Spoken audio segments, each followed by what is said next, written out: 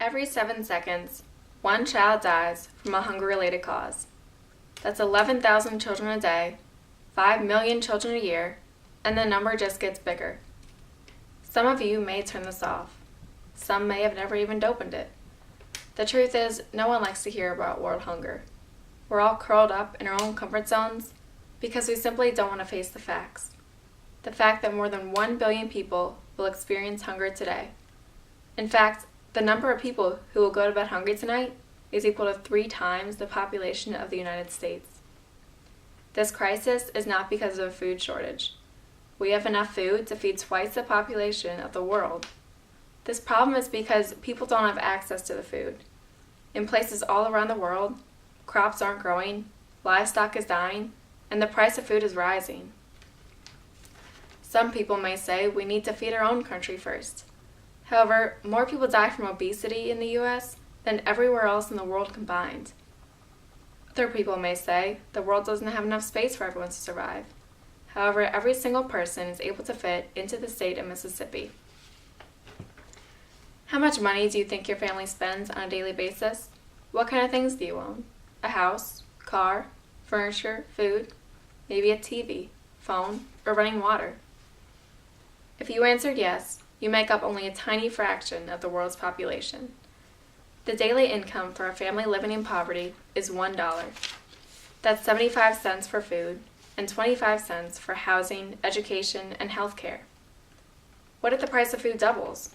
Well, then those families are left with some tough decisions. The other day, my friend was walking down the school hallway and found $2 on the ground. Being a good Samaritan, she picked it up and took it to the office. When she told the lady to hold on to it until somebody claimed it, the lady looked at her funny and said, "No kid's gonna come back for $2. You may as well just forget about it." Forget about the 2 kids that could have been saved with just $2?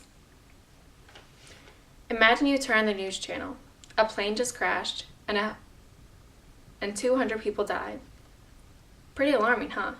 Well, what if not 1, but 28 planes crashed and 11,000 people died? And what if that happened every day? Well, you may think the world is ending. However, this is reality when it comes to death by starvation, and no one's saying anything about it. Until now. What about when a celebrity dies? Why do they get more attention than all the hungry children that die every day? When a famous person dies, 1 million people cry. But when 1 million people die, nobody cries. Ever heard the story about the little girl and the starfish? Well, one day a girl was walking along the beach, and she found so many starfish washed up on shore. She picked one up and threw it back into the ocean. After throwing back a few, a man came up to her and asked why she was wasting her time. She would never be able to make a difference for that many starfish. The girl picked one up, threw it back into the ocean, and told the man, "I just made a difference for that one. I may not be able to feed all the hungry children, but I can make a difference for the lives of a few. I will not pass by while 11,000 kids die today. No child should die from an empty stomach, when 100% of these deaths are preventable. Some say it's too hard, too complicated, too big. I say, don't underestimate me. This is why I'm starving to be heard. On March 30th and 31st, my church and I will be doing our annual 30-hour famine. We will be in the church and around our community, spreading this news while we fast.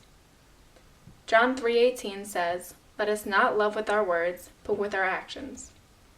Please help me in this fight. Sponsor me and give life to kids in poverty.